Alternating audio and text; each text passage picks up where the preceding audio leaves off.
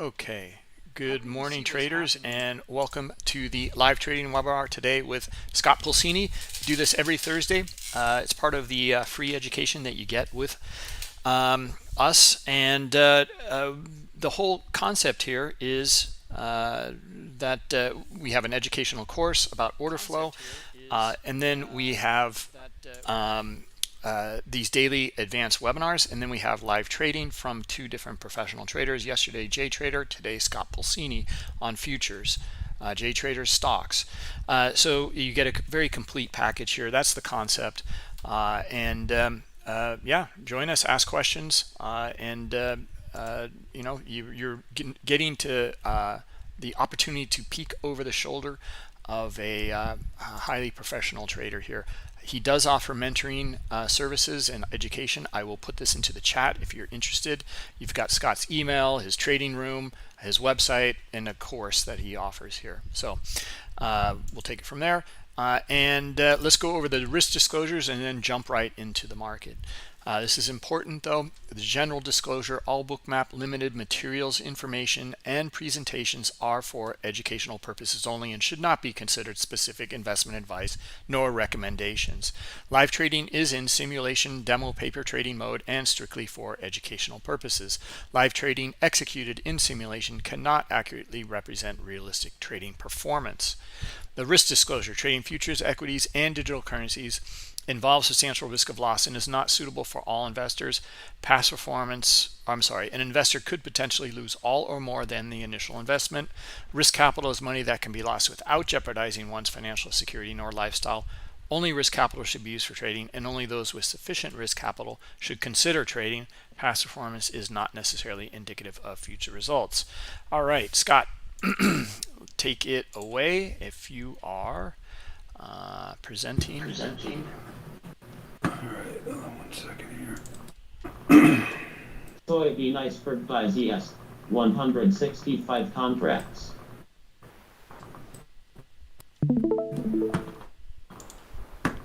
Got it. My screen. Yep. All set to go.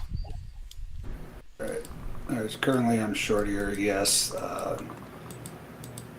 stopped running here earlier. You can see down here 517, and then right after that there was another 400. So you have 900 stops here. You can see it on the chart when condensed. That was that and that. We did get an ATR below here, 5 minute at the time. I think it was like 7.5. Still is a little over 7. And I was waiting for retest failure on this setup.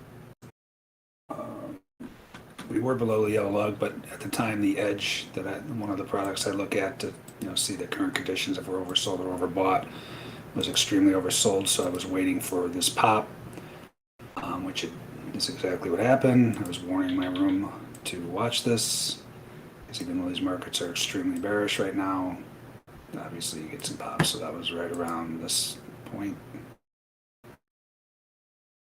Can't see it.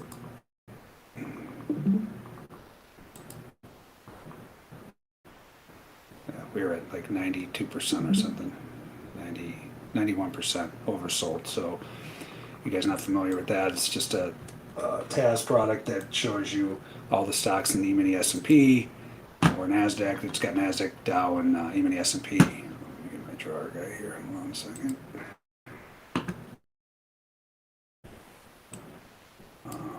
So it's just showing you how many are above or below their TAS boxes, which are just mini market profiles. I don't know why this isn't working. Hold on, guys. My drawer isn't working, so I gotta restart it. This is the story of my life. Technology every day. Let's try one more time here.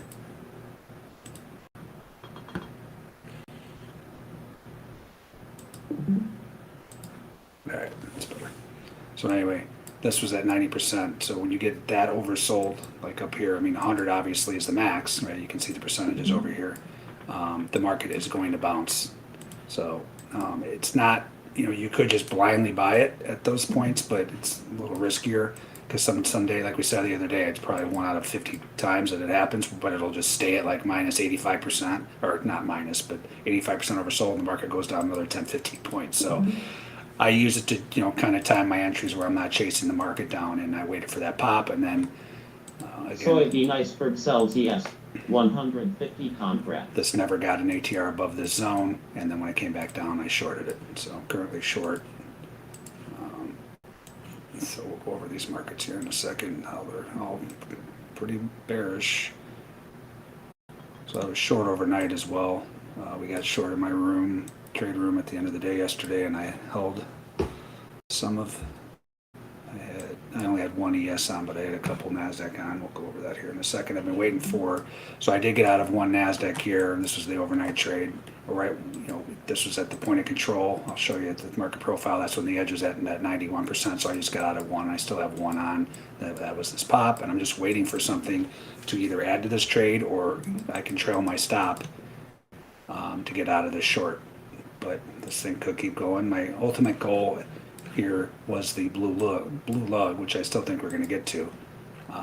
We're getting closer and closer, but there was yesterday afternoon, there was some big buy ice here. It was a broken ice setup. We got the ATR retest, and I got short, and then I told my room I was going to hold it because of everything that happened after CPI yesterday. There was huge volume. I said once the European market opens, this thing should get smushed, and that's exactly what happened.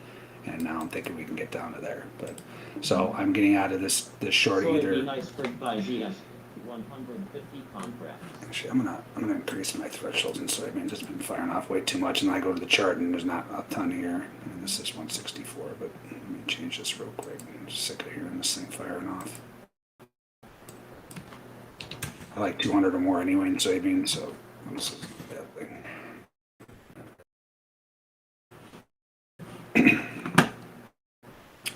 All right, so again, blue lug or bust or an opposing signal. I did get out of one of the NASDAQ when that edge was oversold, and we were right here at this point of control. I was right here, and it did pop, and then now we're back down here. So I still have one of those on. And current trade that I just put on is this ES trade. I'm going to be watching this blue lug very closely. That is down at 37.19-ish, 37.19 quarter. I will be hopping out there unless I see some major relative volume pushing through that area.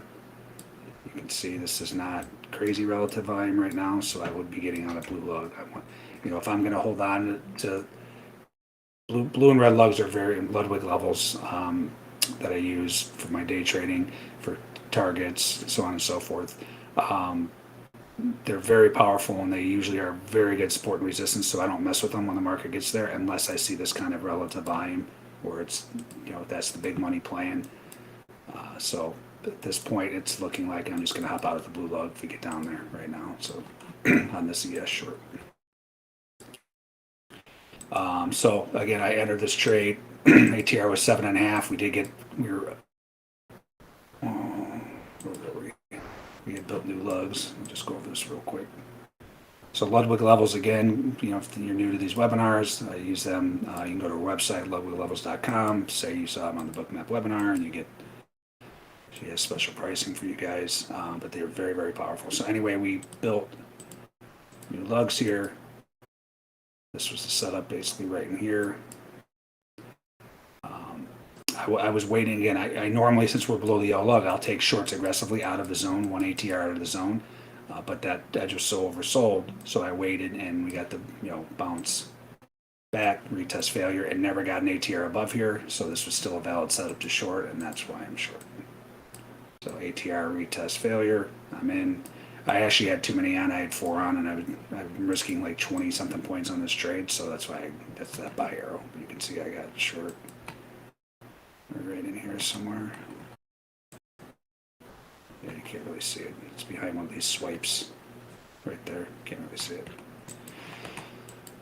So that's it. So I'm waiting for 35.18. You can see down here there's some significant spot gamma levels as well. We'll see if we can get there. I'm sure I'll be tortured here for a little bit, as usual. But I guess I can't complain because even though I didn't sleep very well, that's why I hate putting on positions overnight, because I'm waking up all night checking the market, and it definitely affects your sleep pattern. So that's that. Another market I'm watching. There's some stuff in wheat. So right at the open, you can see this is above threshold 295. It's on actually double threshold. That's this buy ice zone, this blue zone. We did get an ATR above there. We got 6 cents above there, and now this is the retest of the zone.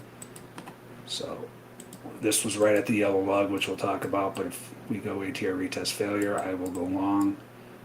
If this does break below here on ATR, then I will. This is disqualified as a short setup because we did get the full ATR above there, right? So if this does break, obviously I'm not going long because it did the retest but not the failure out of here.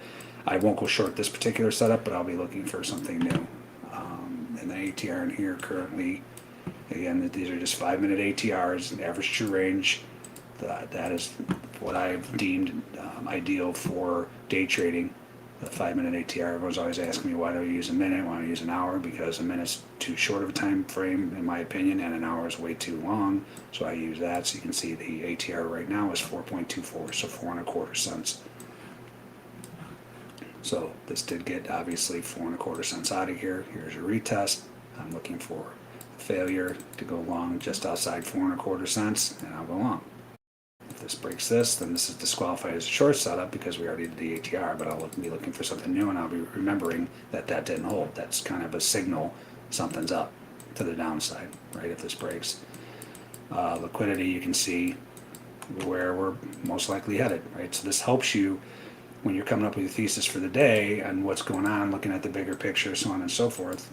Then you pull up your real-time volume, which is the most important. I say it every time. This is liquidity that's been in here forever, right? Like long time liquidity. And when you see liquidity in here for this long, it means they want to get hit, right? So it's so dark because you can see relative. This is a ton of volume versus what's in here, 3 lots and 7 lots. So these guys want to get filled. If they're willing to leave it in here, if some news story comes out, they know they're going to get filled. That means they want to get filled, and that means these are magnets, and the market will get here eventually, probably sooner than later. So you can use that when determining, your bigger picture stuff. So let's just take a quick look here. So this is a zone I drew from way back here. I'm not going to go back and look at that right now. It's not a big deal as far as I just know it's important. You can see we're kind of building balance here. This was also where this gapped up from, so this is an important zone. If we break this, then we're coming down probably to these areas, and that's where this liquidity is all right here. So that's what's looking like may happen here if this thing can't bounce out of this zone. But if it does, I'm going to go long.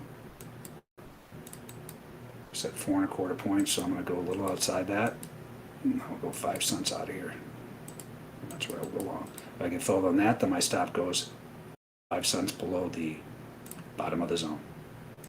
And that's how I trade. That's the best way that I've determined over the years of watching this, trading thousands of these. The best way that you don't get algoed, which is 85+% of the trade in the market, is to force the market to get through the volume event and a full ATR. Again, if I'm filled on that, that's what I'm forcing this market to do. So I am risking 20+ cents, but the ATR is telling me that this thing could be moving, multiples of that. So that's the whole idea behind it. So let's see if we get filled there. See what's going on in here. We have a spot gamma level down here. Again, I'm not getting out here unless, if we get down that spot gamma level and we're extremely oversold on the edge, and I'll potentially get out of that NASDAQ. Otherwise, I'm blue lug or bust or opposing signal. And there's just nothing going on right now. Even in the old tick strike waterboarding, nothing in here either. There was something in Russell. I think I missed it though.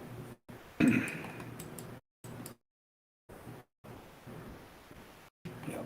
So this was threshold. You can see it on chart. You can see it in subchart. And guys, when you're drawing these zones, I found it's just much better to use the subchart. This will help you, but I like the subchart with the spike area to draw my zones. subcharts net, so I like it, meaning net stops, net icebergs. Usually you're not getting dueling stops, even though you do. We saw one yesterday at NASDAQ. But like icebergs, it's showing you net.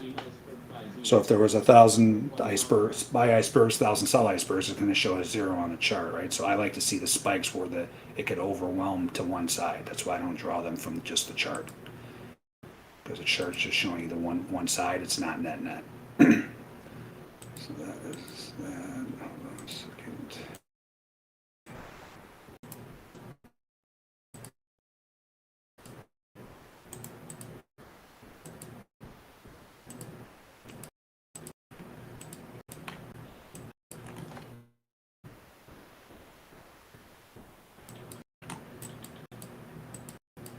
So ATR in here is currently 47 ticks. You can see it right there. Excuse me. Did we get 47 ticks below here? No, we did not. The bottom of the zone was at 52. I'm just talking about the last two digits. We got down to 26, and we never got an ATR above here. So this zone has not gotten an ATR above or below. So I don't know what this is yet. Is this a stop, run, stop, and hold, where the dumb money pukes and then the real money comes behind it and keeps pushing it down? Or is this a dumb and dumber, where the dumb money pukes? Oh, I have problems with my mouse. Dumb money pukes, and it's not real selling, because stop runs are not real selling. Yeah, it's selling, but it's not somebody initiating sells to initiate positions. I mean, most times, obviously, you could stop into a position, but most of the times this guy's puking. So, and majority of the time, that's just a one-time event, and then it turns around and rips the other way. So, yeah, we don't know what this is until this gets an ATR out of here. As far as my 6 setups, we're waiting to see that. Nat gas numbers coming out today too. Crude.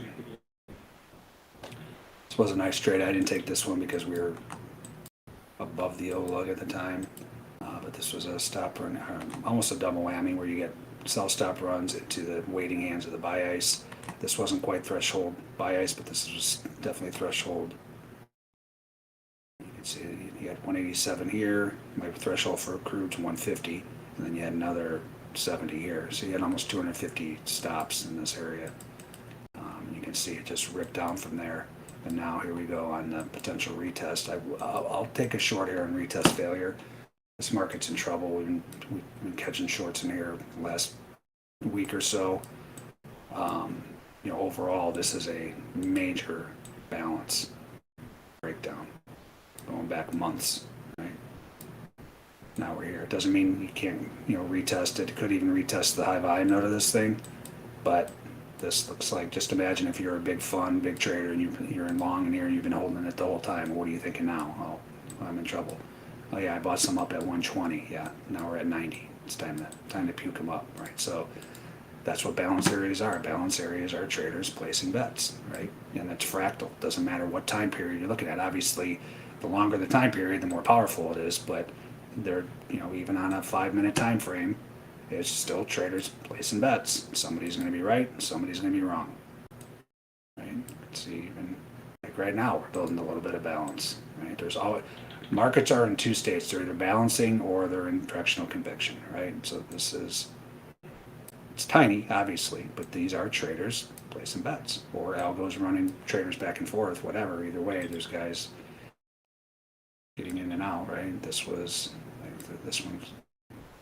balance area. This is overnight. I'm just giving you guys examples. Here is a breakdown. Here is a retest to the bottom, and then a failure. All right, so you could draw these for 5-minute, 1 minute, hourly, monthly. Doesn't matter. It's all fractal. But what does matter is understanding them and how the market moves out of them, retest where it should retest and hold, if it's going to continue in that direction, so on and so forth. So anyway, we are now in this crude. We did break down from this large, and then there was a smaller one here. This is an area where it looks like it's bouncing. I had this zone drawn from, and I try to draw these zones from the actual event. So this was way back when, but this turned out to be perfectly in line. God, my drawer tool is not working well today. That's not me. I'm not drunk. So I'm a little tired from watching positions all night, but So that's the high volume node. That's that zone. But that's not why I drew it. I drew this from some way back here, but you can see it's still relevant. This was also a monster gap up day that eventually led to this huge move up, right? So this is a really important zone. You had a straight beeline move into it. This could bounce here. But on the flip side, you know, there have been no bullish setups down here. Unless I missed one down here. Let's see. That was close to threshold, but not quite. But it did turn out to be a stop and hold, it looks like. Like if I were to draw this, again, I try to stay over 150 on my zones, but you know, if you draw that zone, there's your ATR, there's your retest, there's your failure. So I get questions all the time, when could you trade prior zones? I always like to default to the most recent zone, so you could draw that zone and trade off of that, and this is done with. But if that zone led to directional conviction, you want to pay attention to it on the first retest, right? So this zone definitely led to directional conviction. You can see it broke down out of here, and it was just a straight, we hesitate a little bit here, but that was a straight move. So a move to here will be a retest failure. That'll be a good odds percentage short. So I'll be watching that unless something new comes in. If something new comes in, then I'll just trade off of that. But you can see this is what drove, and again, everything's fractal. This was small balance overnight, tried to break out, failed breakout, my favorite trade, got through the high volume node, directional conviction. And that was that stop run right in there. So pretty quiet though, waiting for something to happen here.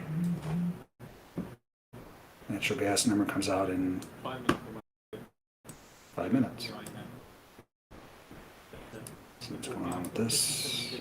It's being tortured.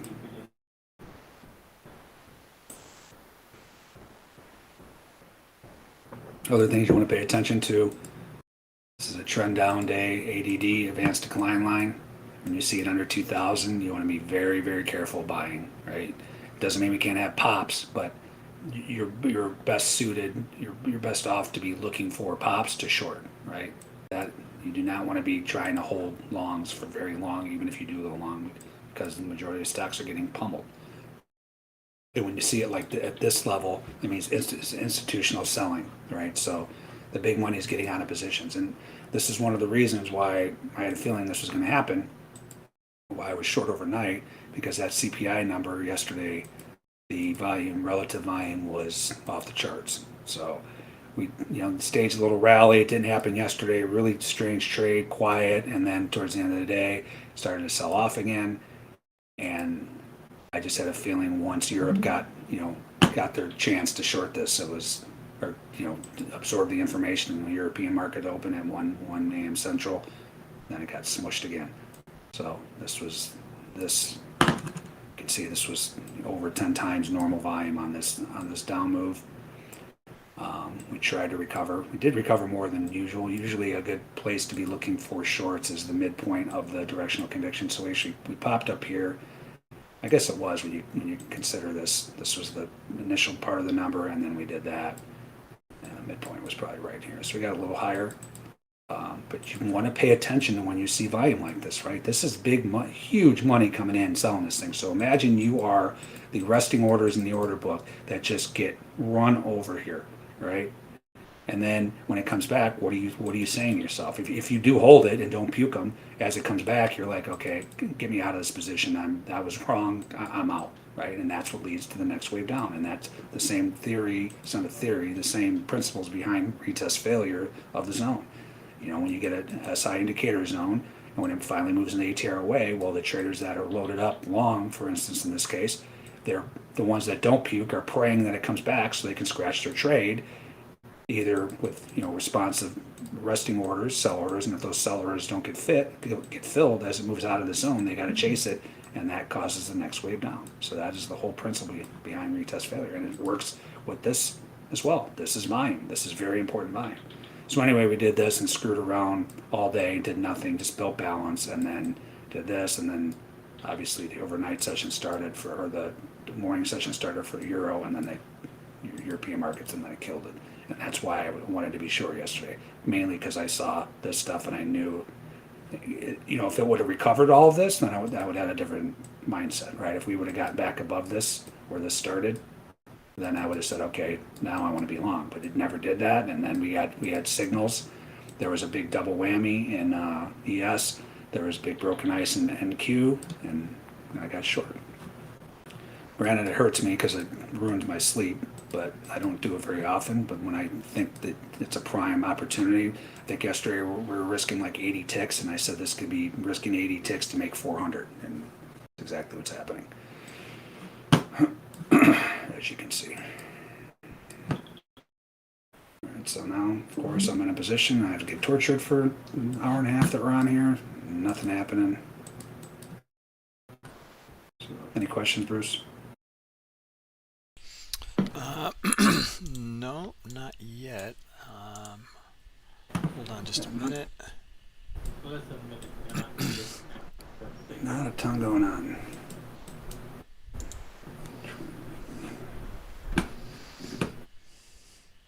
Yeah, no questions yet.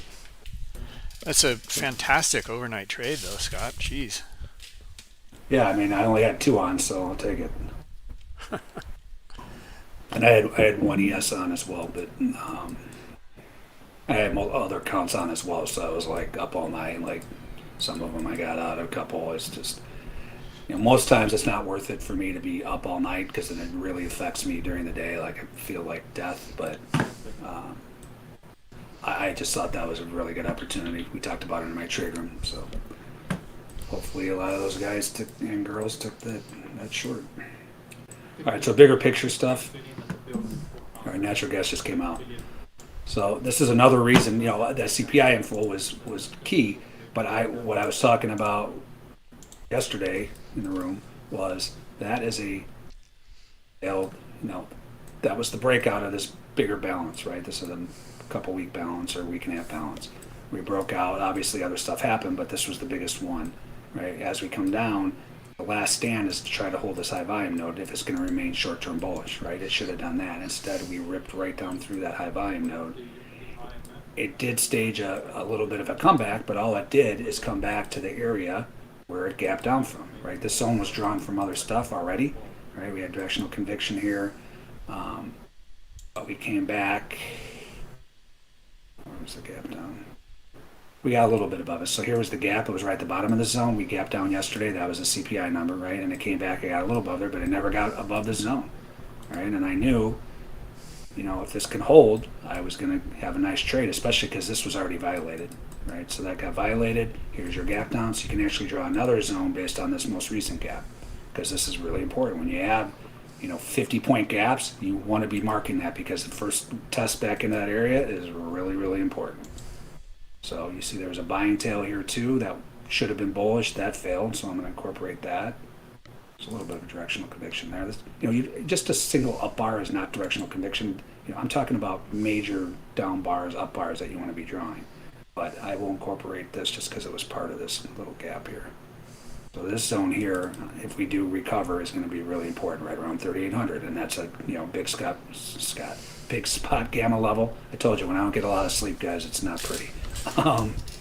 So watch that for a retest if it gets back up there. I think so. Now this zone we're in right now, really, really, really important. You can see here directional conviction. This was Fed day where we put in that buying tail, popped up here. We actually had directional conviction down out of here. So then resistance was then support, and then it held directional conviction. That actually never retested. It led to this big up move eventually. Now we're back here. So this is either going to hold and try to hold and maybe build balance and make another attempt here. But if we get through this zone here, bye-bye. Coming down here, we're coming down to this high volume node you want to watch, probably right around 36.75-ish. Once we get through there, then straight down zero. Just kidding with that, but it's going to get ugly, I think. So we'll see. So this is an important zone. See, it's do or die here. If we get below this 3,700, it's not going to be pretty, and that could happen today. Obviously. All right, whole bunch of nothing happening here. fill in wheat.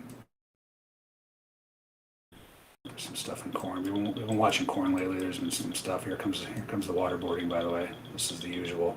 NQ stopped by NQ 164 contracts. Okay, so now I can trail my stop. There's finally some. This is the first setup in this market since the open. You can see here, this was 95, 78. You know, you got to be careful piecing together. I mean, I have this on reset mode for a reason, but if you're piecing together just to barely get the threshold, be careful, especially in NASDAQ. But this is, you know, this is pretty much 80 and 90. It's 170. So I'll draw this. I want to draw it. I want something anyway, so I can trail this stop. So I'm not risking back, you know, 300 points or whatever this was, 200 points. So let's draw the zone. Remember to draw the zones. Get your little crosshair guy up here so you can see where this stopped. And you want to see, incorporate all the bubbles from where it stopped to where it started. So right around there. So now with this, again, this isn't a huge stop run, but it's the biggest of the day. So now I can trail my stop and or add to this trade if this fails. So that's first step. Second step is ATR. ATR right now is 34.98, so 35 points. I'll go a little bit outside there. I'll go like 5 points outside to stop this out. So the top of this zone is 1596 quarter. So 40 points is 36 quarter. That's where I'll step out.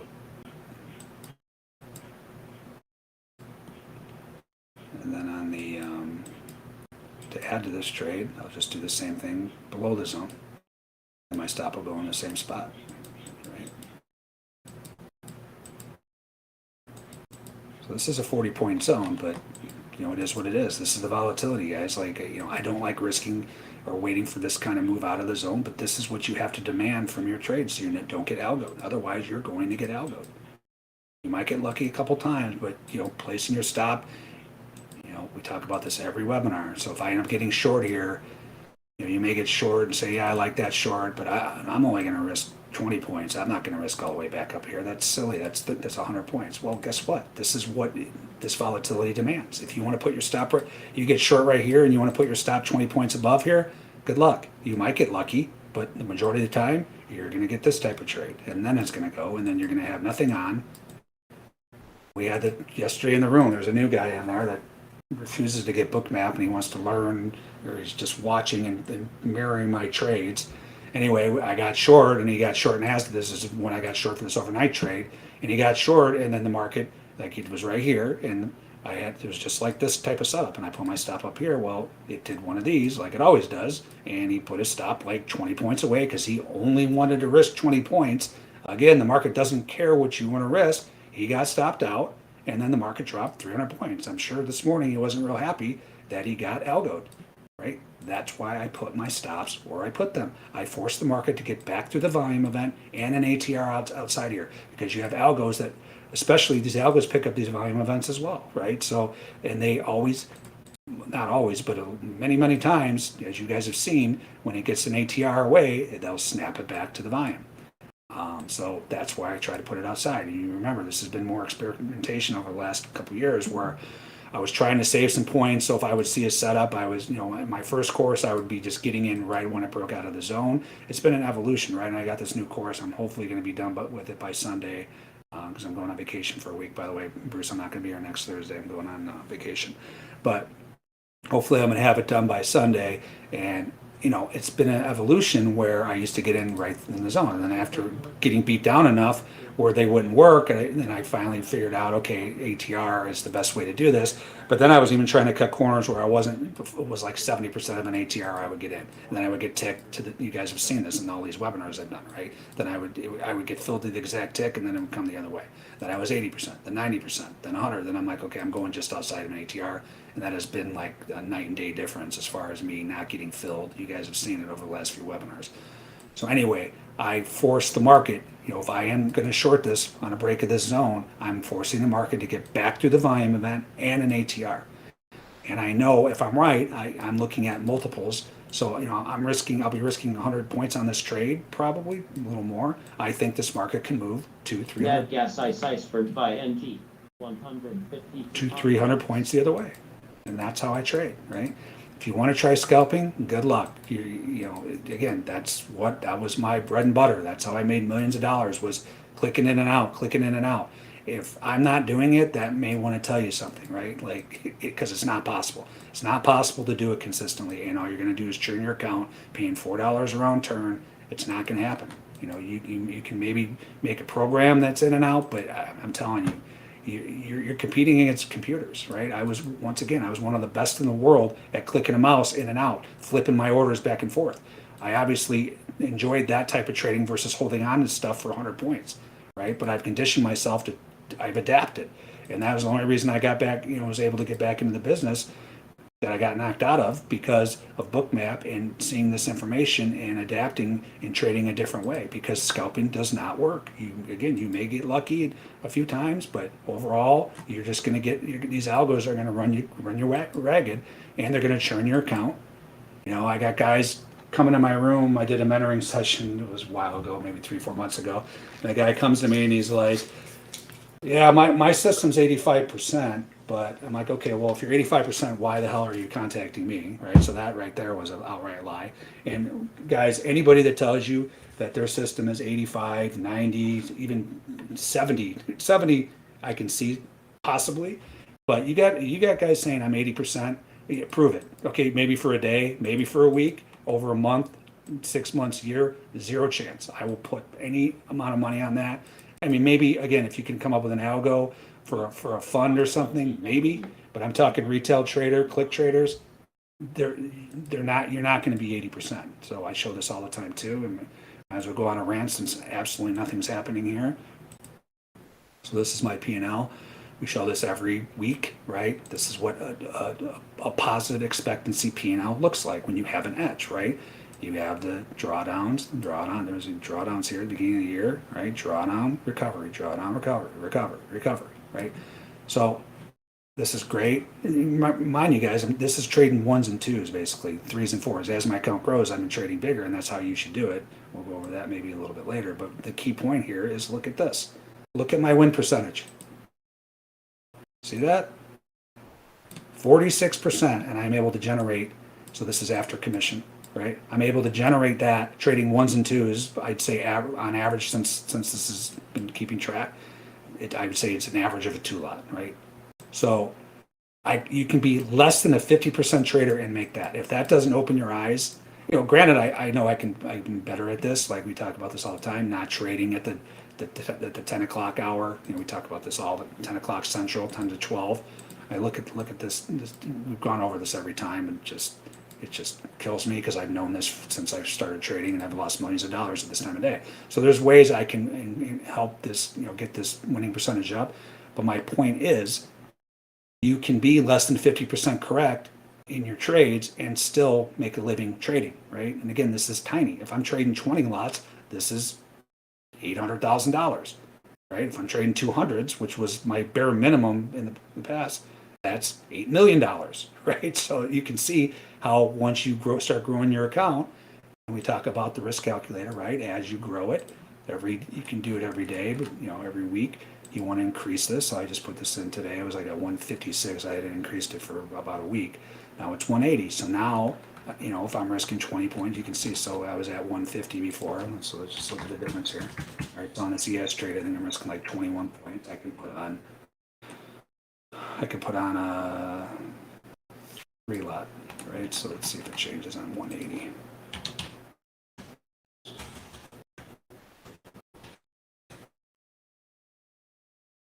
Points. That's still 3-lot, but it's almost a 4-lot, right? So as your account grows, this is how you add size. You don't just one day wake up and say, I got a $10,000 account, I'm going to trade 5 lots today. You may get lucky, but you play that game, and you get that negative reinforcement, they call it, where you get away with it, and then you keep doing it, you'll blow out your account 100%. So that's why we use that risk calculator. Please don't email me asking for the risk calculator. It's a perk of my room. If you want the risk calculator, come in my room. You'll get a lot more than the risk calculator. So, all right. So speaking of torture, actually this was over 21, so I had the 3-lot on. But yeah, so I'm forcing this market for me to be wrong on this trade. I'm forcing it to get through this volume event and then at full ATR above there. Until then, I'm going to hold it unless I see something new. Then I can trail my stop based on the new setup. But there's just absolutely nothing happening right now, which is pretty surprising for how much we're down. Not really anything even in natural gas. Let's see here. Usually you get something right after the number. This is just... You could piece these two together, but I like to see over 200 in natural gas. You can see it's one of the best markets. I always get emails like, what market should I be looking at? Well, you need to be watching natural gas because you can see this Christmas tree. That's just algos gone wild, right? Algo's biggest disruptor is the big money, right? So when you get your setups, they work like gold in here because the algos they shut them off or puke or whatever happens. They run away from these volume events like there's no tomorrow, and you can get 300-400 tick moves in here in a heartbeat. So this is one of the markets you need to be watching. So I'm watching closely. I was hoping there'd be something after the number, but I'm not going to draw that one. I'm going to wait for something bigger to come in. All right, torture continues. Let's see what's going on in wheat.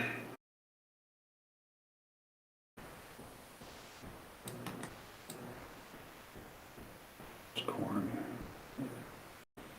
There was some stuff down here. You can see there was 363 buy ice, 252. Actually, I could be drawing this zone. This was almost 1,000 buy ice in here. It was so funny the other day. I think it was what was it 12th? Was that Monday? The grain report came out, and that came out at 11 o'clock Central, and right at the open, there was like 3,000 sell ice.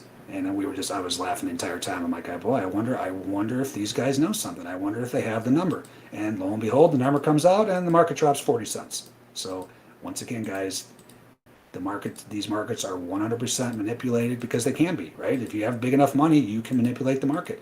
The point is, do you want to complain about it and get rattled by it, or know what they're doing and join them, right? So that's the whole idea. I should be the wrong color. I try to use blue for bias. That's the whole idea behind this. You guys have a level of transparency 95% of traders don't have. I say it, I'll keep saying it till the day I die. This is the strongest edge you can possibly have in futures trading, because you get to see what the big money's doing. There's a reason they're hiding these orders. They don't want to put them in the order book because it'll scare the algos, or the algos will run the market away from them, so they have to hide their orders. Well, there's no hiding when you get this information. You get to see what they're doing, right, once it trades. That is really important information to know. Speaking of which, did we get an ATR out of this zone? ATR is 2.82, so absolutely did. So all this is ATR retest now. That got over 2 cents, almost 3 cents out of here, or it did go over 3 cents. It was 2.82 was our ATR. Here's your retest. I actually should have been long this, so I did miss this trade, but it would be in my face right now. So, but if this comes back again, I will go long. It should already be long, but kind of got lucky there, especially if this turns into a loser. So we'll put this in right now. Top of this zone was 03. So I will get in at 06. Or again, I should have already been in this trade, but that's fine. If this comes back, I'm filled, and then my stop's going to go 5 cents below the zone. So now we're waiting for wheat and corn. This may be disqualified. Did we get an ATR? This was 9 quarter, 950. That's 5.5 cents below there. ATR right now is 4 quarter. You can see it there in the middle of my screen. So that is now disqualified as a long setup, right? We did get an ATR above here. That's why I was looking to go long on the retest failure. It retested, but it didn't fail. So obviously I'm not going long. Now we got an ATR below this volume event. This is disqualified as both a long and short setup because we got an ATR above, ATR below. So now I have to wait for something new to trade in here. Corn is still alive. We'll see if that breaks right through that zone as well. Then I won't take that trade either. Beans. We already talked about this wheat, right? This is no surprise. Look where we're headed. Surprise, surprise. Hey, the big money's going to get their fill. Isn't that surprising? Not. All right, Bruce, no questions during this incredible trade, incredible action. Yeah, let's see here. You guys, I would utilize this time. It doesn't have to be exactly, you can ask me anything right now. There's nothing happening. Yeah, Asante, Scott's using Trader Sync for that data, and then one shot. Guys, again, go to my website. I don't think we need ESPN, right? I should turn on the pitch open. What else is going on? On my website, go right here. These are discounts to everything you see here. Bookmap. This is the Apex funding that I'm using for different strategies as well. I've qualified on a couple of different accounts there. This is a great way to practice. I'm not going to get into that right now, but you use that code. It's Pulcini 50 for the discount for that. Trader Sync, just click on this. You get discounts. Tick strike. That's the waterboarding. I make fun of it, but it's very key, right? It just drives you crazy when you're listening to it and watching it when the position's going against you. But that's discounts to tick strike. There's no discounts to spot gamma or rhythmic, but you could click on those as well. So that's that. And then again, Ludwig levels, I don't have a banner for that yet. I'm going to get one on there and just go to her site, do the 3-day. She has a 3-day trial. Hop in there. This is interesting, by the way, this cumulative volume. Right now, we'll talk about that here in a second. But just do the 3-day trial and say you saw it on the Bookmap webinar and you get discounts. Next question, Bruce. Yeah, then let's see.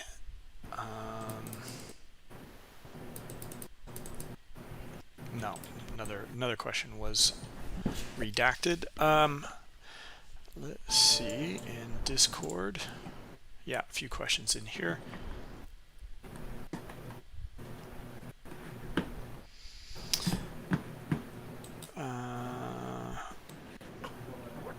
This is the retest of that zone here. I may short this depending. Let's see what's going on here. You can see this tick strike's going off. You can see the buying. It's just showing you these buying bubbles. There's something. This is just an algo that shows you the speed of the orders and the size, and it goes from level 1 to 15. 1 being the most sensitive, meaning any kind of buying. I have mine set at 11, where I want to see just very strong buying or selling. So this is telling you that this is moving. You can also see it in the bubbles, obviously, but it just helps you if you're not staring at the chart to let you know something's going on in the market. You also get those kind of alerts with the SI indicator, but if there's nothing with the SI indicator, I still want to know, hey, they're buying the crap out of crude, so on and so forth. So let's see this retest here quickly. The ETR is 61. That's kind of rough. Here comes the torture. That's what I'm talking about. What was that, Bruce? Sorry. Bert was asking about where you're placing your target for the overnight trade. So the overnight trade, my target was the blue lug, right? Gotcha. Did I trail that stop? Yeah, okay. Couldn't remember if I did that. Lacking sleep. Yeah, so when I put this on, I knew there was enough going for this trade. I mean, obviously the volume event. This is normal trading hours, and I'm watching. That's one of the what's the word I'm looking for? Not faults. I can't think of the word.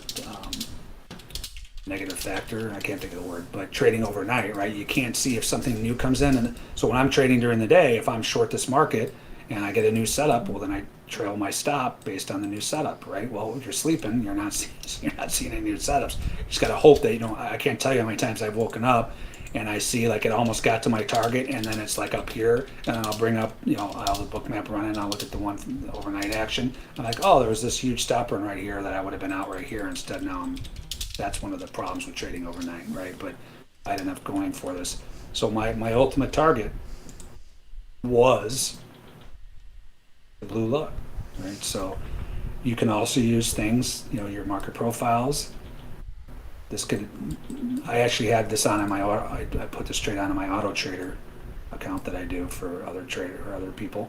I did get out of one at the top of this market profile composite. I didn't hold that one to the blue lug.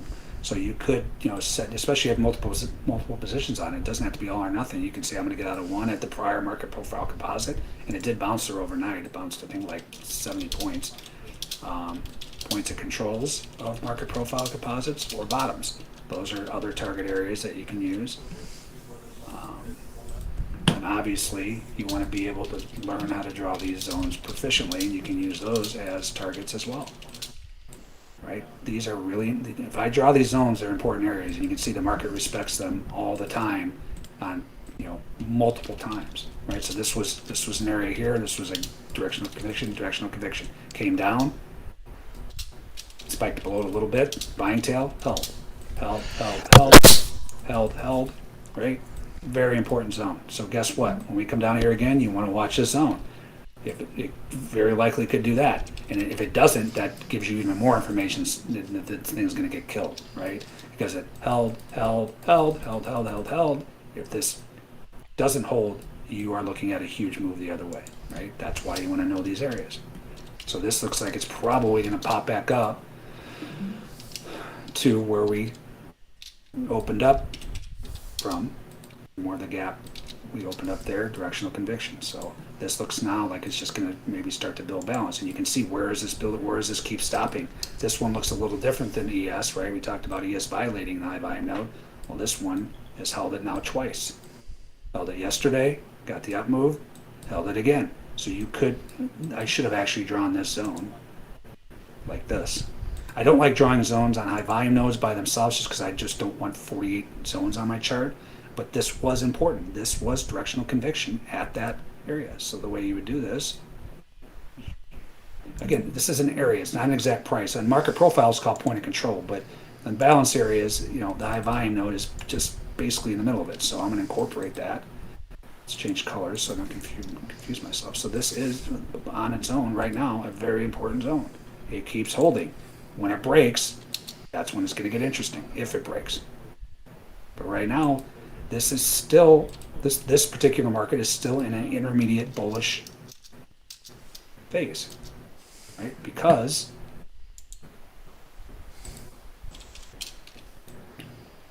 intermediate term, not really longer term, but intermediate term, that was a breakout. Here's a retest, held. Right? What could be happening now here too is we could just be building more balance. This could come all the way back up to here. Right? And then we build balance, and then whatever way that one breaks is going to give you a clue too. I'm not saying that's going to happen, but it sure looks like it's going to try, right? But then what happened over here is we broke down for balance, we retested the bottom, built more balance yesterday, broke down. This one held. What I want to see happen is if we break this, then it's going to get really ugly. But this may just screw around here now. There's no volume coming through. Relative volume starting to dissipate. Now this looks like Algo City.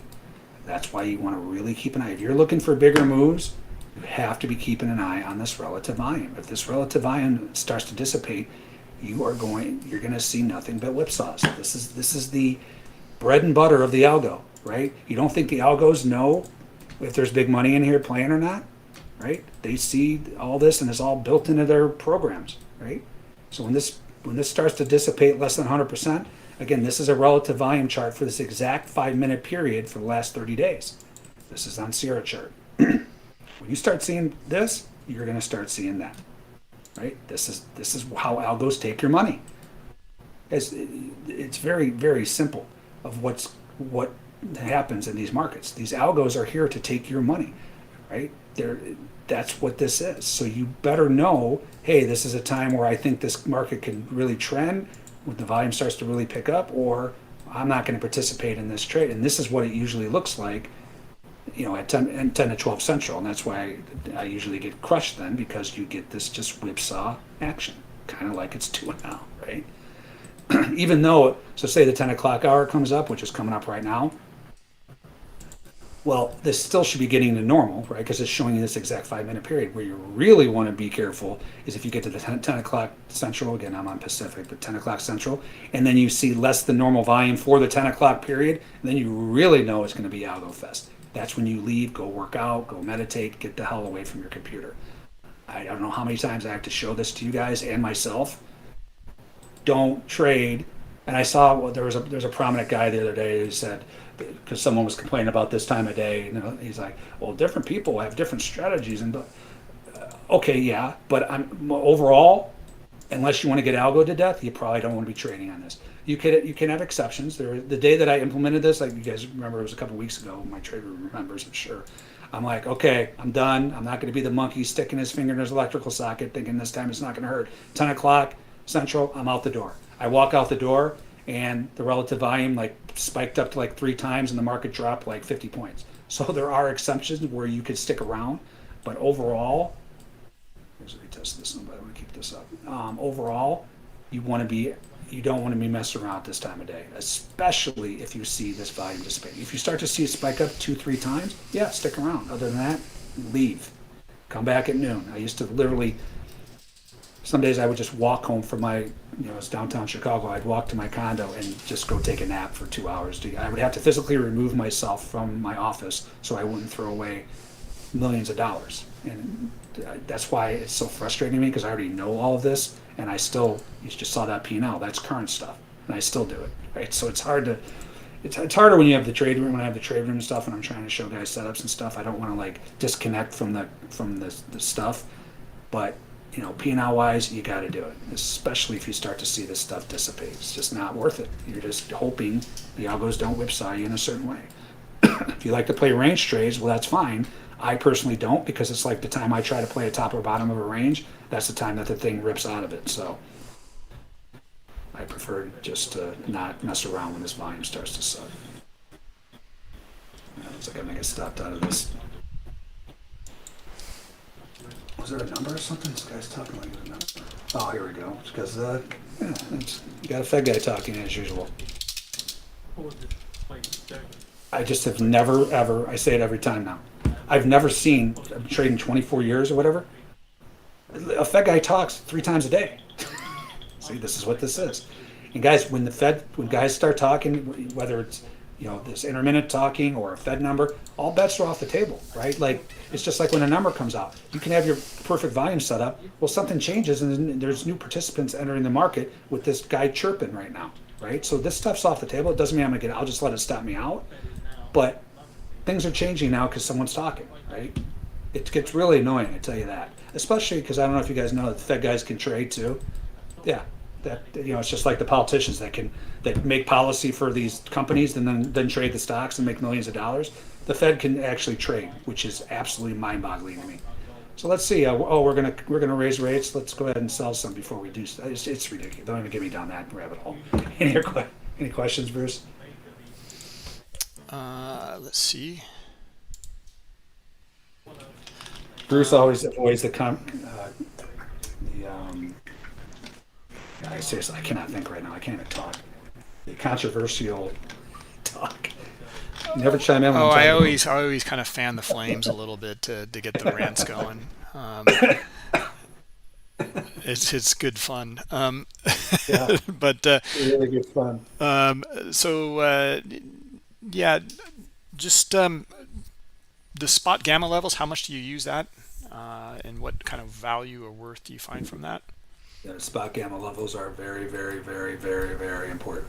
Not only that, so you guys got to remember, right? These levels are basically where the dealers, options dealers are hedging their positions. So they are a big factor in this market. They're probably, some days they're the biggest factor, right? So when they get loaded up with options, they have to hedge with futures.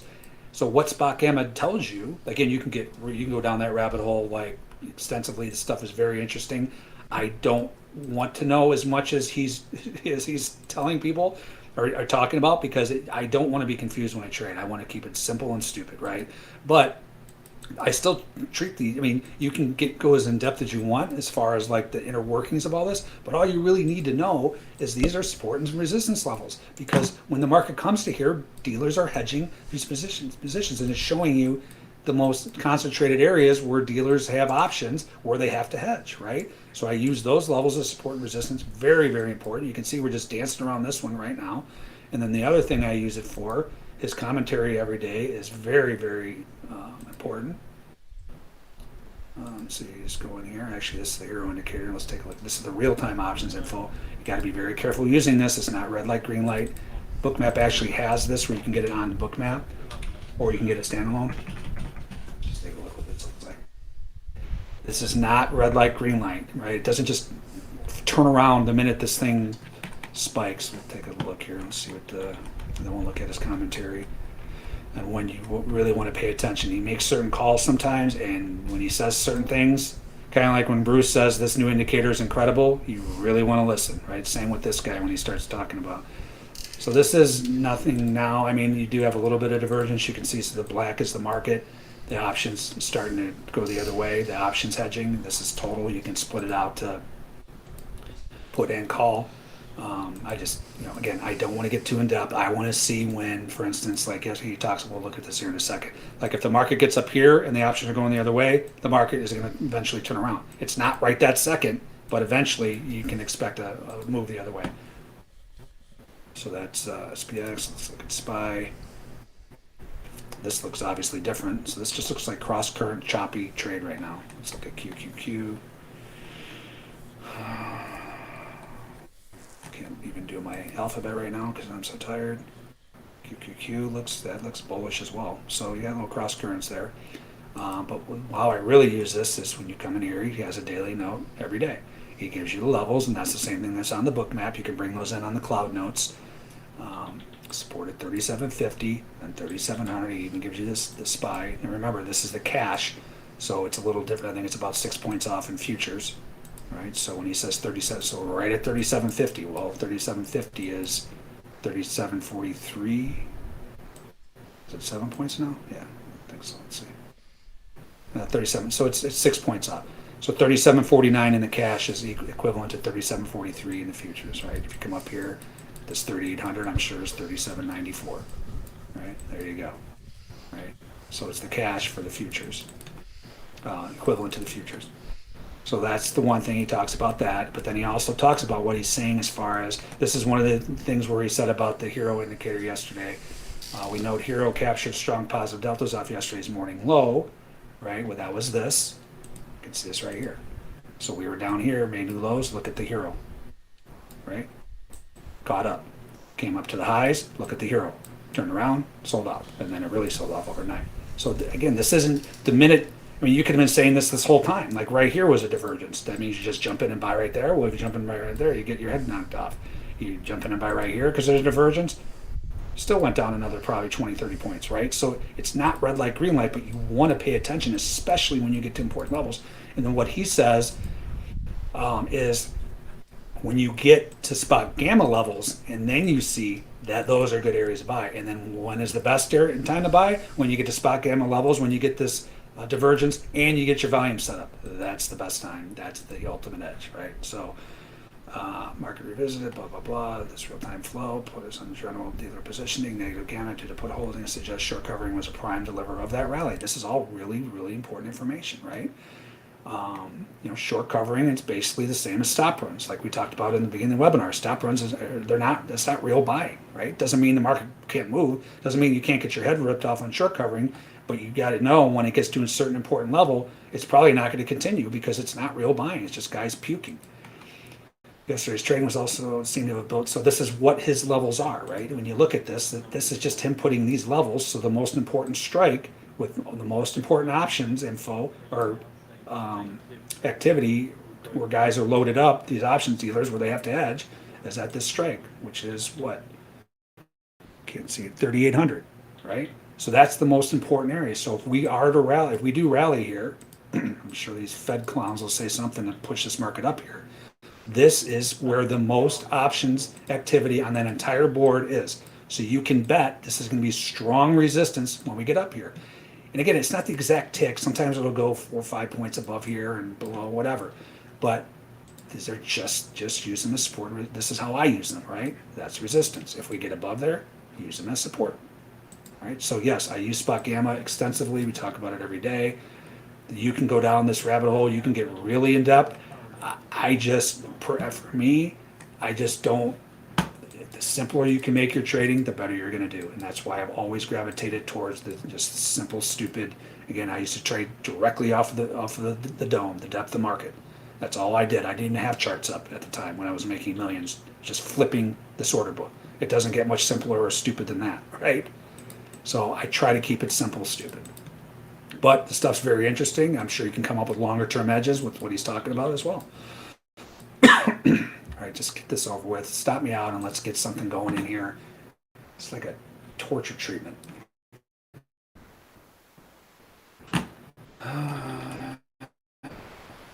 Question on trailing your stop. Do you use the 5-minute ATR to do that?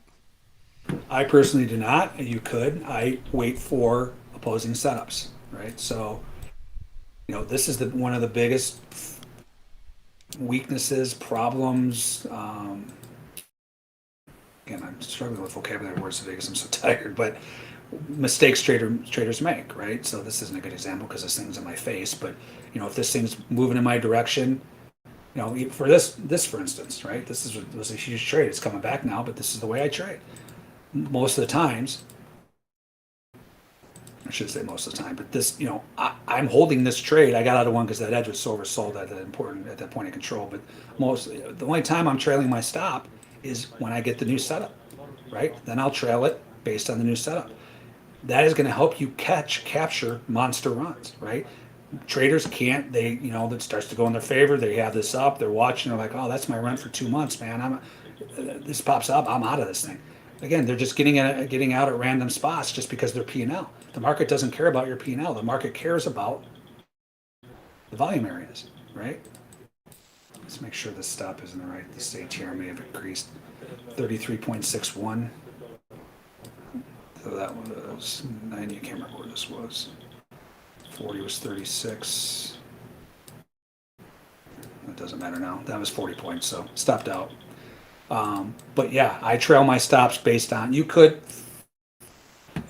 better do some research on it. I mean, I don't think that's the best idea. Just the 5-minute ATR, maybe an hourly ATR to trail your stop would probably be better, or a percentage of that, right? Maybe if you say if the market moves a half ATR back the other way, I'm out. Again, I don't trade like that, but I'm sure you can come up with some strategies. But at least, look, having any kind of reasoning besides I don't want to lose my rent is a good reason to trail your stop. Trailing stops because you don't want to give back money just in random areas is not a good idea. If you want to start using ATR, stuff like that, yeah, do some research. I'm for that.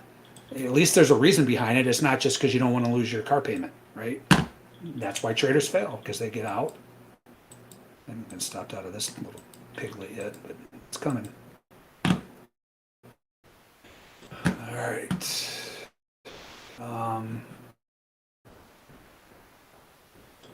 Actually, let's make sure this ATR so that's at 8.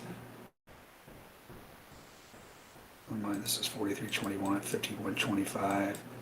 She could have gone. Yeah, that's 8 3/4 points. But you can see, like, it's not that I won't get stopped out of this, but if I had that inside of an ATR, even at an ATR, I would have been stopped out to the exact tick. Do you see how these algos?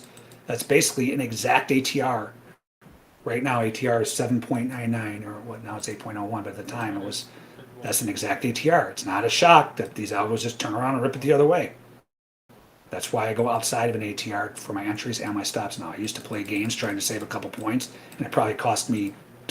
I don't even want to guess how much that cost me. I don't feel like getting more upset than I already am. Next question, Bruce, if there's questions. I think we're pretty caught up.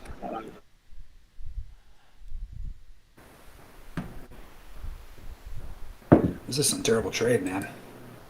Can't believe I have not gone on more rants. The ATR is off the 5-minute chart, but what's the period that you use? So this is, by the way, this is all stuff that's going to be in my new course, right? This new course is going to be like my first course on drugs, on steroids. I'm going to have all this stuff, ATR. I'm going to have all these other indicators, sweeps, and the synthetic icebergs and everything else. But This is just think or swim, 14-minute Wilder's ATR. All you got to do is Google Wilder's ATR. It'll tell you all about it. I don't change anything. This is perfect. This is a 14 period. Gotcha. So when the original Wilder's ATR came out, it was 14 day. So they kept it the same, and this is just a 14 period. So it's looking back 14 5-minute bars for the ATR. This is the best way that I've determined to trade, as a day trader, to figure out the volatility. There are exceptions where you can use 20% of an ATR if it's a one-time event, right? So say yesterday CPI came out. You can't see it on here.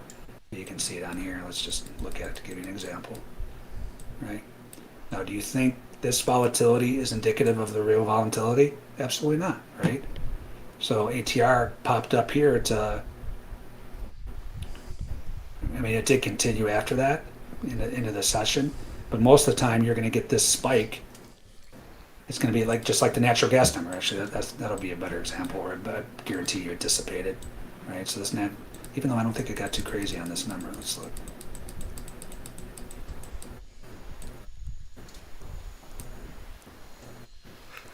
Yeah, so you can see the ATR spiked to 60 something, right? So a lot of times if it's a one-time event, if you don't want to be playing the 5-minute ATR because that's not the real ATR, as far as normal, then you can go 20% of an ATR. So say right now, you would just use, so this is 200 ticks. Remember, it's just showing the decimal point, past the decimal point, right? So move the decimal point over. 195 ticks. So what's 20% of 200 is 40. So you can use 40 right now, or just a little less than 40 as your ATR if it was a one-time event versus using 62, right? That's the only time I change it, and it's not very often. So, again, if the Fed number comes out, crude number, somebody says something and the market spikes, something like that, then you can use 20% of an hourly. Other than that, I would always use 5-minute ATR. Okay. All right, survive that. Was there something you were going to mention about CVD? Someone's asking. I was just looking at the cumulative volume there. I watch it. It's not. You got to be very, very, very careful using that. We've talked about this many times, right? So for those of you that don't know what this is just showing you a lot of people say this is showing there's more buyers and sellers. Well, that's not true. There's always an equal amount of buyers and sellers, or the transaction can't take place. So that is just erroneous in its nature, right? No. It's just the aggressor, though. No, I know. But what I'm saying is this is what people say. There's no more buyers than sellers. It's not more buyers than sellers. There's always a seller for a buyer. Yes, at different prices, right? But there's always a buyer. There's always a seller for a buyer. There's always a buyer for a seller, just at different prices. This is not showing you that. This is showing you who, like Bruce said, who the aggressor is, right? So who's taking offers, who's hitting bids. Obviously, this whole way up, even when it was in here in this range, somebody kept taking offers. Probably some Fed members that knew they were going to come out and say something bullish. Just kidding, but not really. The point is, somebody when market was basically doing nothing, they were buying a ton. This went from a zero to almost 20,000, meaning somebody bought 20,000 contracts aggressively. Yes, that's good information to know at certain times, but when could this hurt you, right? Yeah, it's great to see that someone's buying aggressively, but what if this was some huge sell ice order in here that, yeah, okay, the buyers are really aggressive, big deal. They're running into 10,000. This is just an example. 10,000 sell ice, right? Okay, yeah, it's good to know they're aggressive. Does that mean that they're right? No. That's why you got to be very careful with this. Where you want to watch of using this, right? Trust me, I've learned the hard way. When I first learned about this, it looked like magic. I'm like, well, this is awesome, man. We're in a range, and I see they keep buying. I'm just going to go long, and it would work. I'm like, this is great. And then there'd be points. I can find hundreds of examples where this thing would go up and the market just kept going down, right? So the best place to use this would be, say, for instance, say we did something like this. Say we came down to this low, and say the CVD, cumulative volume delta, is what CVD stands for. We're here, we do this, we come down, we make a lower low. and then you have this Soybean iceberg you can see the 5 buying, 100 contract. you can see the buying continued, right? So you get a divergence in the buying versus the lower low. Those are good areas, but you can use them at lug, so on and so forth. S&P iceberg sell ES 700 contract. So I got stopped out. But now we're finally getting a setup. So maybe we could put on a trade. That'd be cool. But you got to be careful because like right now they're buying it like crazy. What's coming in? Sell ice, right? So it's not the full picture is what I'm saying. Guys that are using that, they're not getting all the information. Yeah, the buyers are being aggressive. That's good to know. But it's also really good to know, hey, is there a bunch of sell ice coming in here stopping those buyers, right? And these guys run the show, right? It doesn't mean they're always right, but it's just not all the information is what I'm trying to say. So you can pull this up on here too. That's why I just don't have it up because it throws me off and I don't think it's all the information needed. I mean, you have it with this stuff. I'm sure you can come up with strategies with the CVD. Here's a sell CVD, buy CVD, and then with your setups, but I just got to look at mine here. I don't have it up here. I'm trying to eliminate as much as I can off of these charts. All right, so now let's actually maybe put on a trade for the first time on this webinar. Again, I put on that short pre-webinar. So this is 700 ICE, 800 ICE, sell ICE. This is almost a double whammy. What's a double whammy? It's a buy stop puke into the waiting hands of sell ICE, right? So now we're going to trade off in this zone, hopefully. So I want to incorporate remember, go to your little crosshair, incorporate all the prices that fell in this spike, right? That was the high, of course, high tick, stop out. By the way, I don't know if you guys have ever seen that from my trades. So you would normally it would look like you'd want to just draw it right here, right? You can see these sweet bubbles. You're like, yeah, I'm going to draw my bottom right there. Well, no, this stop run or this sell ice incorporated all these prices all the way down to here. It may even be lower. We'll draw it here for now. Change this real quick.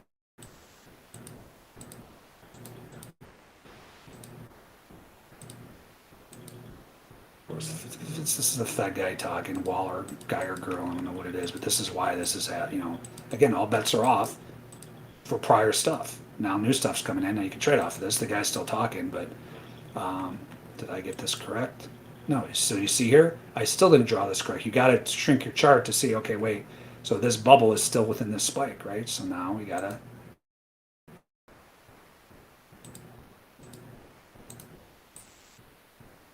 our Atari drawing tools. There you go. So now we're in the zone. That's step one. We have the accurate zone, right? We got the high. Hey, at least I didn't get stopped out the exact tick, so I got that going for me. So we got the high and low, so we know this is the zone. It basically ranges from 37.49 up to 52.50. Next, we check our ATR. ATR is 8.02. So for me to trade this zone, first and foremost, I need to see outside of an ATR to trade it. That's how I determine what the zone is. If you can get 8.25, I round up 8.25 points outside this way or this way to determine is this a Titanic setup? Titanic setup's when the market runs into the sell ice, kind of like running into an iceberg, get it? Very technical, and fails. Or is this going to be broken up? This is what I'm talking about. I have a distinct setup for when paper is wrong. It's called broken ice. Is this going to turn into a broken ice setup? If it's able to get an ATR above there, then they're wrong. And from my studies and trading thousands of these, then I know how to trade it from that way. So we know our ATR. We want to take a look. First and foremost, is this an area where we could be. I think this is more of a resistance level. So I'm leaning, again, thesis-wise, I come up with ideas, but I let the real-time volume tell me. It doesn't mean I'm just going to short right here in the middle of this zone, in the middle of that sell ice zone. I'm going to let it prove it to me, but I'm thinking this is going to be resistance. Why? Because this was such an important area, and we basically ripped right through it. Now we're just returning to it. I could see this holding and then doing one of these. If it gets back through here, well, then that's information, and we could probably recapture this entire gap.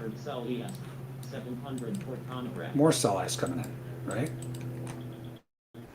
So the other thing I want to check. Do you think that's important to know? So this is 1,000 buy stops just fired off, and there's another 600. That's not quite threshold, but I am going to draw this for the stop run. So now we can trade this in a different way. I just want to see what this, I don't think I'm going to be aggressive here, lug-wise. Yeah, we are above. This newest setup is, this first setup was right at the yellow lug, right? So if we're right at the yellow lug with the setup, I wait for retest failure either way. If we're above the yellow lug, then I take longs aggressively. I take shorts, I wait for retest failure. If we're below the yellow lug, I take shorts aggressively. For longs, I wait for retest failure the other way. So this first setup was right at the yellow lug, so I would be waiting for retest failure anyway. But now we just got another setup right here. So I will take this aggressively to the long side. I know we're breaking through that zone, that's positive, right? We may fill this entire gap. I should say positive, bullish, right? It's trying to bust through the zone. If this can get through the zone, we could recapture this entire gap down from overnight. That's what this shows you. This is a regular trading hours chart. You remember, gaps are directional convictions. So if this can get a little higher, you see it's kind of struggling here because this is now what was support, support, support is now resistance. This can get through here, and then I have a different view on what's happening. But it still hasn't really gotten through here yet. So anyway, so let's draw our newest setup here.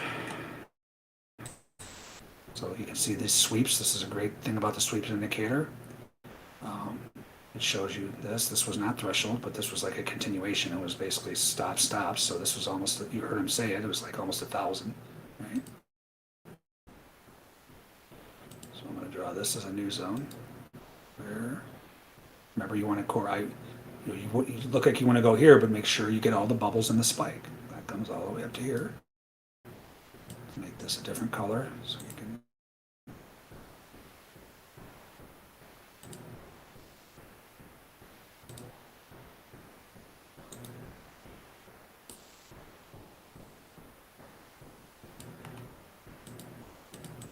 That's your zone.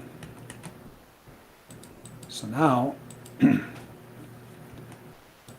could trade this one of two ways, right? If you really feel this is bullish, you could, because I think this got an ATR above here. What do we get up to?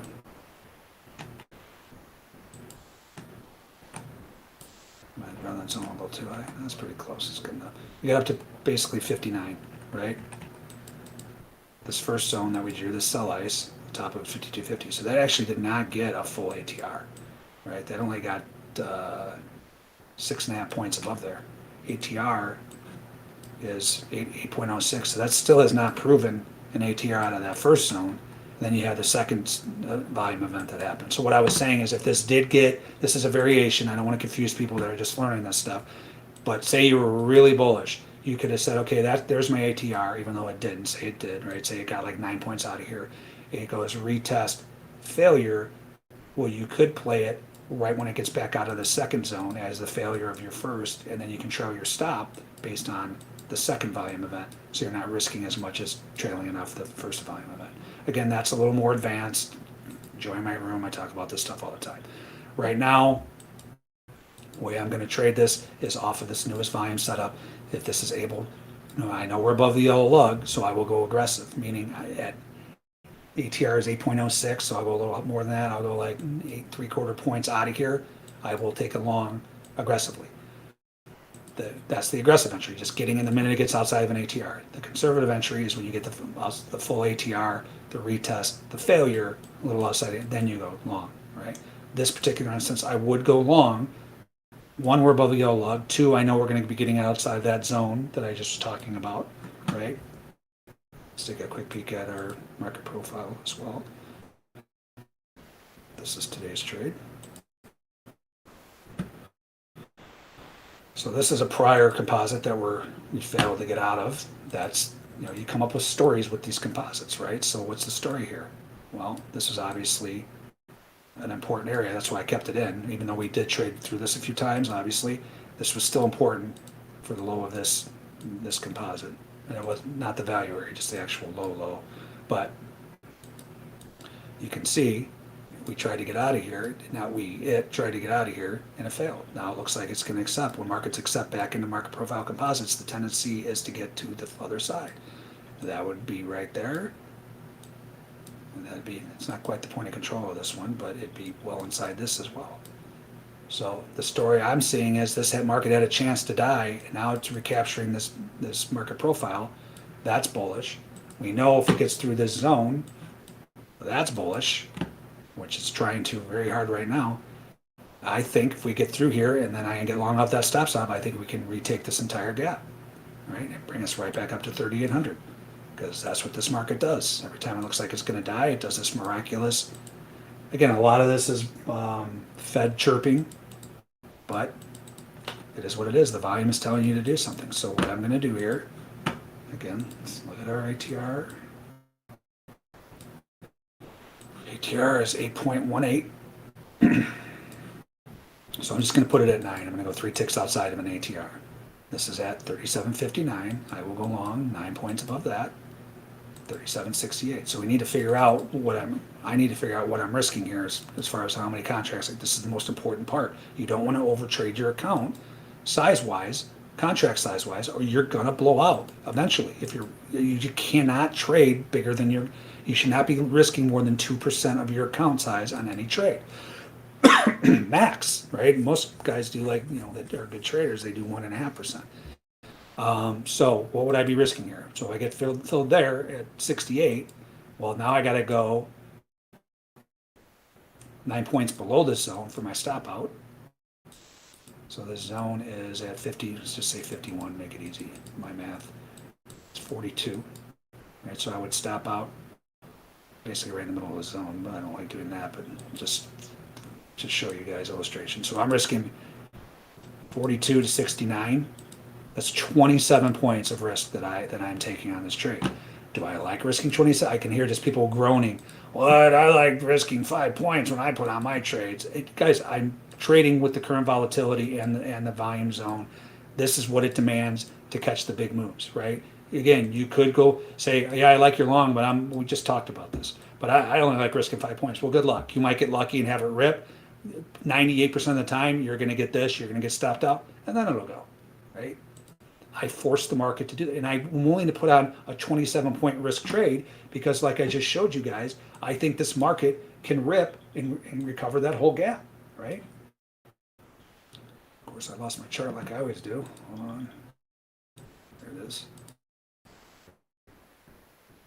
So it's risking 27. So if I'm getting at 67, it's probably this one where I think it could pause is obviously where this gap started. I don't know why that color changed. So it's a 30-point win. This is a one-to-one trade. You want to try to avoid one-to-one trades as much as possible, but I'm willing to trade this because I think they can easily retake that gap if this gets rolling. So that's basically risking 27 to make 30. Most of my trades are like the one I put on NASDAQ last night. I was risking 80 points to make what was my first profit. It was like, I think it was 300 ticks away, 250 ticks away. Right, and that's what this profit is. But this particular trade, if I go long, I'm willing to risk it. And the way I trade, you got to remember, I've watched 3 years of these setups, thousands and thousands and thousands, and this is the way I've deemed the best way to trade these. I say it every webinar. You can come up with your own method if you think yours is better. This is the science. The way you trade the zones is the art. So if you like to get in right when it breaks above, fine. Like I said, my first course, I would talk about the minute it would break above. So say you're going to go long, as soon as you see the blue bubbles, meaning the market buying above, you can get in and place your stop just below. There is something to be said for that. But after doing that enough and losing enough, I'm like, well, wait a minute, there's a better way to trade these, right? So you can take bits and pieces of what I'm saying and build that's the whole idea. This is not for you guys to mirror my trading. Even guys and girls in my room, trading room, traders, I tell them, this is not for you to mirror my trading. It's for you to learn to do this for yourself and then tweak it for areas that you think are important. And if you want to change like how much you're risking, just make sure. I don't mean you get long here and you stop out right in the middle of the zone. That is incorrect. But if you say, hey, I don't need to go full ATR below that zone, I'm just going to put it just outside. I'm okay with that. At least you're getting outside the zone. I've just determined you want to get outside the zone plus outside of an ATR to give yourself the best chance and not to get algoed, right? That's a lot of talking. Any questions on that, Bruce? I'm going to cancel this, by the way, because I'm obviously not long. And I wouldn't go short that because we're above the yellow lug right now, right? So for me to go short now, Based on this setup, I need to see full ATR, which this is where this was, retest failure, then I'll go short. But this, I'm going aggressive long because we're above the yellow line. Get it? You could go aggressively short here too, because this is an important area. Again, I'm not trying to confuse you guys. I usually use the lugs, but this is an area where you say, guess what? This is really important resistance. If that fails that zone, I'm going to go short aggressively because I think we're going to do that. I'm okay with that too. The important part is the volume setups, right? That's what's most important. If you went short this zone in ATR, what you could do, just to give yourself a little more cushion, put it just outside here, and then make this market proof and get back through this volume event, and that volume event for you to stop out. And you can like put your stop here if you wanted to. I personally would keep it an ATR above, but then you'd be making it to say you got short here, you know, that's aggressively, right? Then you make it get through all three of these volume events and a full ATR. Well, if the market can pull that off, then you say congratulations, you win. You win on this one, guys. On to the next one. That's what trading is. It's just taking your setups, playing the percentages, and treating it like a competition, right? It's you versus them, because that's exactly, it's you versus the big money is what it is. They're trying to take your cash. That's how these funds and these firms and, you know, the big money, that's how they're in business, by taking your money. What were we saying, Bruce? Oh, yeah. Question here about when you say full ATR, is it you mean like the ATR above the current price, or your entry? Full ATR above the zone. Above the So zone. I went in ATR, top of the zone right here, is at 37.59. I went 9 points above that zone, right? You could go back and do studies and say, I determined if I want an ATR from the bottom of the zone, that's where I like to get in. Fine, you can try that. I don't think that works, but you can do, again, this is the art. If you don't believe my system works, again, I'm just not making this stuff up. I've been doing it for 3 years. You can come up with your own variations. But my point is, the answer to your question is, I'm going in ATR if I'm going long from the top of the zone, not the bottom. If I'm going short, I'm going in ATR. So when I put my stop in, I'm going in ATR from the bottom of the zone. Does that make sense? Yep, got it. Okay. No, that's it. Scott, so you're going to be away next week on the 21st. But will you be away the next week after that, the 28th, or No. you will be back on No, the it's 28th? just Okay, a week. just next Monday, Thursday. next Monday to Monday. Okay, got you. Definitely need a break. Yeah, I am going Good to time of be. year to do it, July. You know, usually most big traders go on vacation in August. So I'm expecting some pretty slow trade in August as usual, but this is the best time for me because my daughters go back to school in Arizona. They go back to school like August 1st. I mean, I can remember when I was in grade school and stuff, I wouldn't go back to school till like September. So they got to go back, so I can't go in August, so we're going in July. In case you're wondering about my kids' school schedule. All right, yeah, no questions about that. That was a joke. All right, let's check out some of these other. All right, so first of all, this crude, I was potentially going to short it on a retest failure. Well, we obviously got an ATR above this zone, so that's disqualified. I'm actually just going to get rid of this, and now I'm just waiting for something new in here to trade. There's been nothing today, nothing threshold that I can see. So this thing is just chopping around. Again, this is overall very, very bearish. Doesn't mean we can't do a screw you move, you know, back to the bottom of this large monster. One of these. It could even actually come back to the high volume node like we were talking about. But overall, this thing is in trouble, which is probably good for our gas prices, I would think. And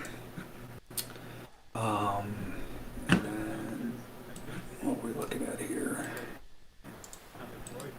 This got disqualified. I was going to trade off of this zone. I'm waiting for something new in wheat. Corn almost got filled there, did not. That's why I go outside the ATR. I would have been filled and have it snap back, but I'll still go long off this setup in corn. 606 is my stop in, I should say. Other than that, there's been really nothing today.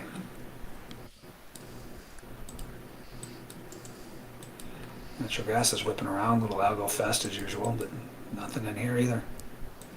I guess I could have drawn this. Let's just see what this looks like. Remember I was saying this was barely threshold. I like to see over 200, but let's see if we would have traded this zone and how I would have traded this before I hop off. Considering there's been very little, there hasn't been actually any trades on this webinar, which is kind of strange. So this was 114. This was another.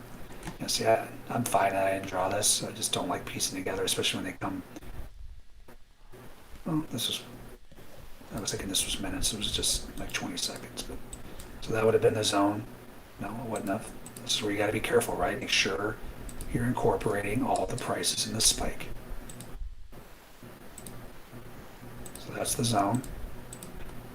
What do we say? ATR was 60 something, but it was right after the numbers, so we could have used 40. So this actually would have been this to get an ATR below there.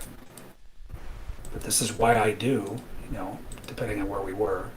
We'll take a quick look at the lugs. Hey, what do you know? Right off the blue lug. Wow. That's why I use them, guys. They're ridiculously powerful. But anyway, I would not have shorted this, even if we were below the yellow lug, but like we talk about this every webinar. If the blue lug's right there, I'm not shorting into the blue lug, right? So I wouldn't have taken this short, but aggressively. But if you were waiting for retest failure, say the blue lug wasn't there and you don't use lugs, you wait for retest failure. Well, guess what? This didn't fail. It just went right through here. That's done. Now I'm waiting for a new setup. I can even delete this thing. Now I'm waiting for something new.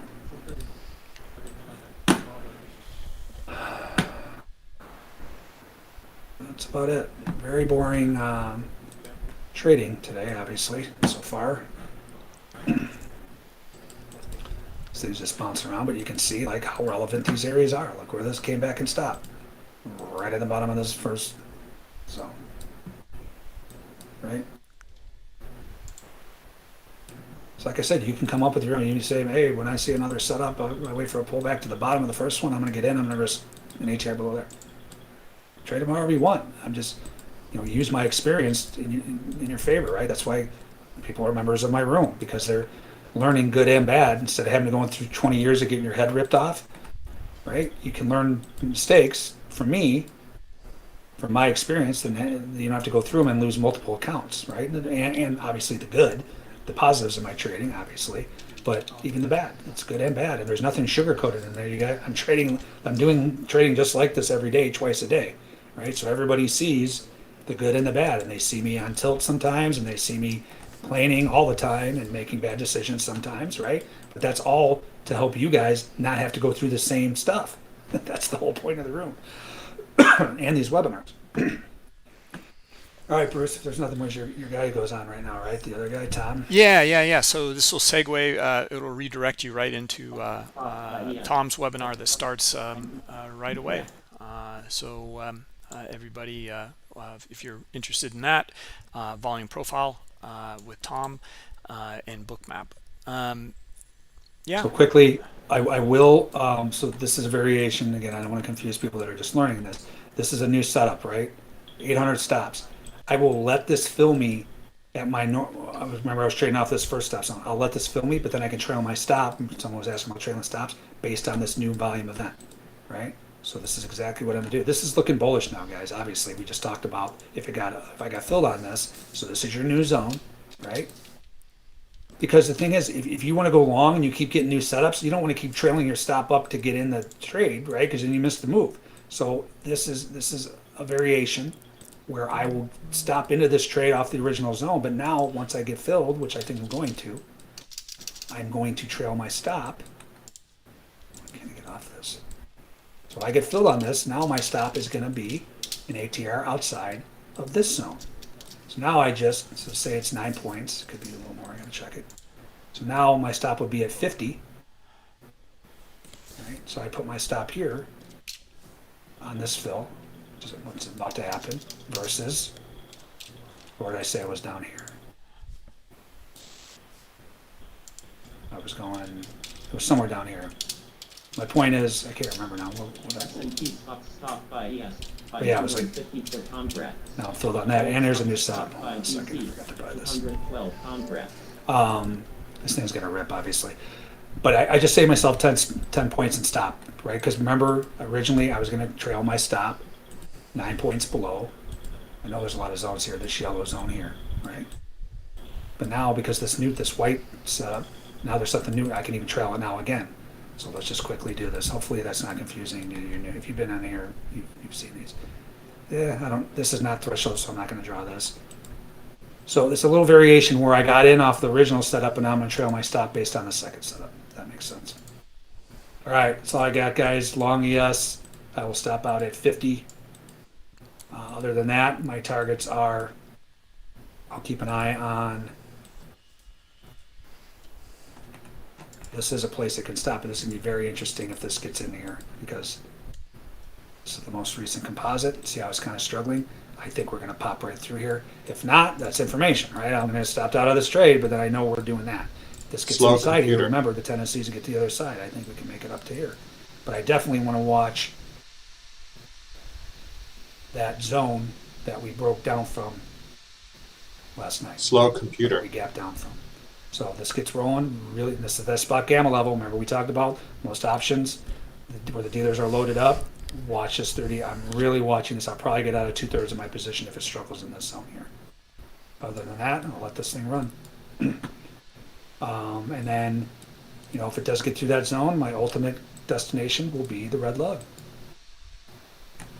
Actually, the red lug's right there. So I will watch this very closely. I thought this red lug was much higher. The 37.80, it's pretty close. So this isn't the best trade as far as entry. I'm risking 18 points to basically make 11. That's not good because I respect, because I get out the lugs. But hopefully it can just blow right through there. We'll see. But watch 37.80. Definitely watch 3,800. Watch these spot gamma levels up here. 37.94. All right, that's all I got. Sorry, guys, not a lot of action today until right now, but I can't control the markets. I wish I. Yeah. Thank you, Scott. Oh, guys, no, Tom is not. I'm sorry, my mistake. He'll be back on next Monday. No worries there. Yeah. So we'll see you not next Thursday, the Thursday after, Scott. Yep, appreciate it. That's all I got. Okay. Good luck, guys. All right. Thank you, Hopefully Scott. learned something. Okay, thanks. All right. Bye-bye.